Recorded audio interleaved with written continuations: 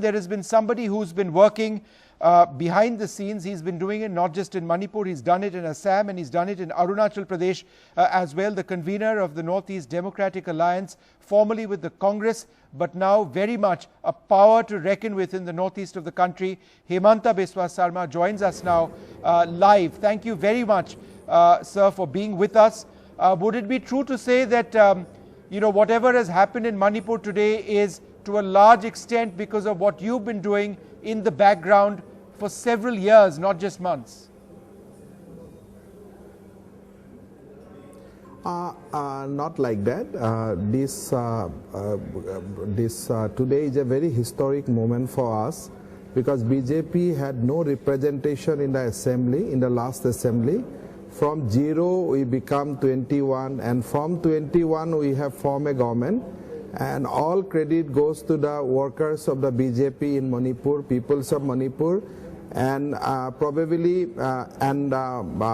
Prime Minister's speech in Manipur, which has changed everything, the electoral scenario and everything what you have seen today.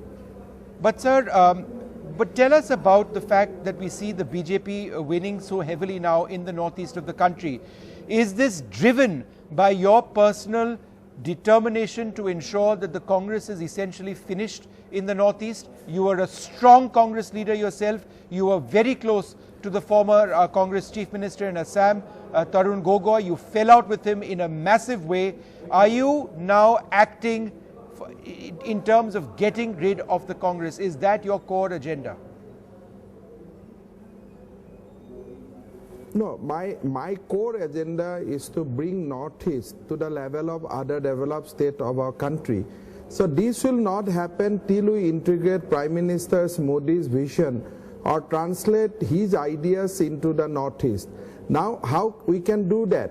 All the successive Congress government has refused to implement Prime Minister Modi's ideologies into the Northeast. So we need vehicle.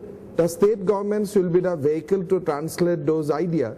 So that is why we are determined to see that all Northeast states eventually become BJP rule, and all Northeast states actually work in tandem with central government to translate Modi's idea of Ek Bharat Shresth Bharat. How difficult was it for you to secure the support of smaller parties and independents in Manipur? No, I think you must understand. You must understand that our national president Amit Shah ji has realized that in Northeast there will be role of smaller parties. So that is why he has created an umbrella called Northeast Democratic Alliance. And today the National People's Party, NPP, NPF, they were all with the NEDA, what we call Northeast Democratic Alliance. So in a way we were member of the same family, we are member of the same family. So it was not, in that context, it was very difficult task to form this coalition because we had the working relation, we are partner in NEDA, and our national president Amit Shah ji has realized 1 year back that in Northeast there will be role of smaller parties. So we must have a mechanism to discuss together, we must have a common platform. And that common platform, that because of that common platform, to the formation of Manipur government become very easy, and it was not that tough as it was discussed in the press.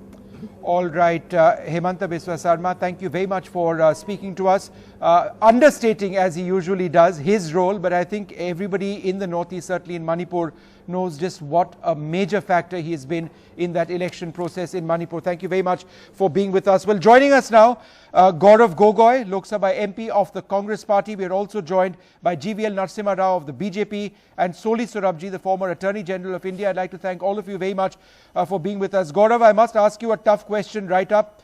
Hemanta Biswa Sarma, somebody you have worked with very, very closely in the past, now working completely against Congress interests. Was it a mistake for the Congress to have alienated him in the first place? Look at the end result.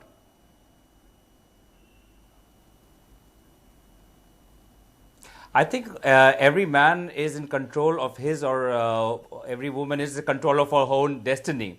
My personal, I have no personal animosity. My personal relationships with Mr. Sarma are quite good. I hold him in esteem, and he's politically he's chosen to be part of a different party, and my best wishes to him on a personal level.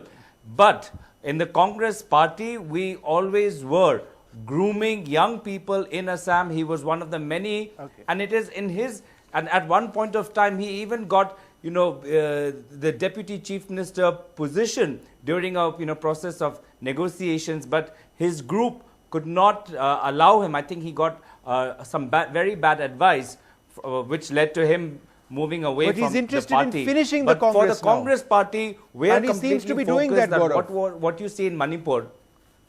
He seems to be intent on finishing the Congress party. He's Sorry, done it in Arunachal, Assam, and probably and certainly in Manipur as well.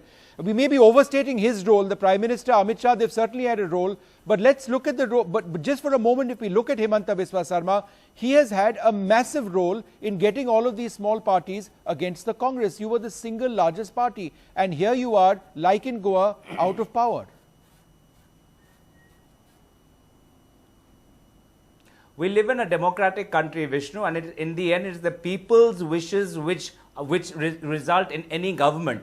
And if you compare what happened in Goa and Manipur, in Manipur there was 15 years of Congress government. Despite that, the people of Goa, people of Manipur still gave the Congress party the single largest mandate. If you look at Goa, there was only 5 years of the BJP government, but there was already such anti-incumbency that people voted out and gave them a distant second. So in the end, it is people's mandate which will rule in a democracy, and it is quite unfortunate that the BJP is trying to bypass the people's mandate both in Goa and in Manipur. I know GVL Narasimha Rao will want to come in on that. Just bear with me. I want to go across actually to Soli Sorabji first. Mr. Sorabji, the Sarkaria Commission is very clear that in the case of no single party getting the numbers, then the largest single party, according to the Sarkaria Commission, should be called to prove its support that they enjoy. Neither in Manipur nor in Goa was this actually the case. And while there is no doubt that the governor has a big discretionary role, was there something strange, odd or unconstitutional in the manner in which the BJP was called? Let us speak specifically about Manipur. No, I don't think so. The real thing is the governor has to exercise his bona fide judgment to determine which party will be able to provide a government with reasonable prospect of stability. He must have fact to that reality. True, it has been stated in the Sarkaria Commission, but these are not binding instructions. It depends on facts of each case. Yep. And here in this case, if the governor thought that this is a party which will be able to form a government with reasonable prospect of stability, then I think there was nothing unconstitutional in calling the party to form the government. Sir, correct me if I am wrong, the Sarkaria Commission recommendations were affirmed by the Constitution Bench of the Supreme Court. They were referred to in a particular judgment, Rameshwar Prasad versus Union of India 2006, and were relied upon. So therefore, again my question is this: should the governors in these two states, so again Manipur in this case, not have relied on this first? No, our opinion of Rameshwar Prasad shows they have relied on the Sarkaria Commission report, but nor has it stated as a rule, as a binding rule, that only the single largest party should be called first. Okay. It depends on the real situation on the ground. You can't avoid that. But sir, Mr. Sorabji, the concern would, some would say, is that you've got leaders who one day are Congress leaders, they defect to the BJP and then they become ministers overnight. It's happened in Manipur. One of the leaders was with the Congress, defected to the Congress, defected to the BJP and has become a minister now. How does this process actually result in any stability? No, that's a post-facto development. Stability means, will this not be able to prove a government which will have prospect of stability? That's for the governor okay. in her own judgment, in his own judgment, comes to the conclusion. GVL Narasimha Rao, let me ask you this. It's a rainbow coalition in Manipur. There are some of these parties which, for example, the Naga People's Party, they've got their own agenda. And now earlier on, Biren Singh, the Chief Minister, said that, look, everybody, we are all Indians and everybody has a right to voice their interests or their concerns. But their agenda to form a greater Nagaland, cut out of Naga-dominated hill districts of Manipur, is not something which would be easy for the BJP at the centre to necessarily accept. Yes, they are part of your coalition government, but they are going to be, some would say, an encumbrance to the process of governance. No, Vishnu, first let me address the questions raised by Gaurav. You see, in both the states, I think let your viewers know that the Congress party did not even stake a claim to form the government. I think that's something that needs to be underlined. And in Manipur, Mr. Ibobi Singh was elected as the leader of the Congress legislature party on Monday, and he did not even stake a claim to form the government in Manipur because he didn't have the numbers. So the Congress should stop griping, should stop complaining. Okay, and on the other hand, the BJP, we have elected a legislature party leader, never consulted and then he put Congress party. Governor does, you have when you have been elected, you are required. The governor doesn't wake up, doesn't wait for Rahul Gandhi to emerge from his slumber. Okay. And then start taking. Okay, let Gaurav wanted to come in over there. Gaurav, go ahead. Sir, these. No, can I let me finish? They did not stake a claim. As you also know, Ibobi Singh was elected on Monday. What was he doing till Wednesday? One sec. Gaurav, would you like to reply to that? Go ahead. He did not even stake a claim. You didn't stake a claim is the point he's making. Go ahead. Why did the governor, in both cases, your question is very right, that there are Supreme Court guidelines which advise that the governor should call the single largest party. Surely, if the people of Manipur have voted Congress party as the single largest party, they have the first right to be invited. But if the governors are not going to listen to the mandate and use their discretion to, give an unfair verdict, I think in a constitutional democracy, what we need is fairness and democracy to be protected. If in an election people's mandate cannot be protected, then what is our democracy looking towards? Okay, GVL Narasimha Rao, just 30 seconds and I'll come back to Gaurav for the last word. We are completely running out of time. GVL, go ahead. Yes. No, you see, Ibobi Singh was elected by the party. He has not staked a claim. And he has not even complained that a rival coalition has been called. So what is Rahul Gandhi complaining sitting in Delhi? And what are Congress spokespersons complaining on television? You have to put your house in order.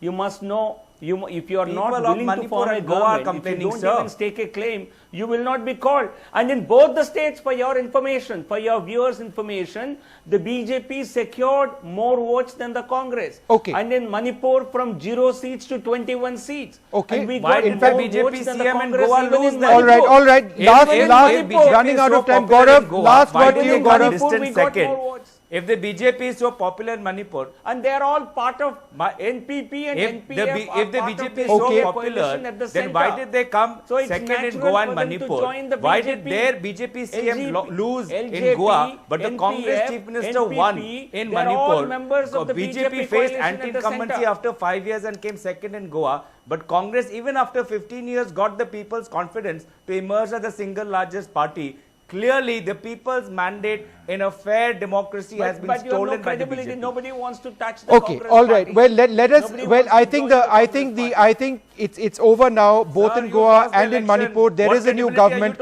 I need to end this debate now with the hope that. What credibility are you talking about? With the hope that there will be development. I think irrespective of which political party is in power, I think the hope that we can all hope for is that we can all believe in is that there will be some development on the ground. Thank you all very much for being with us.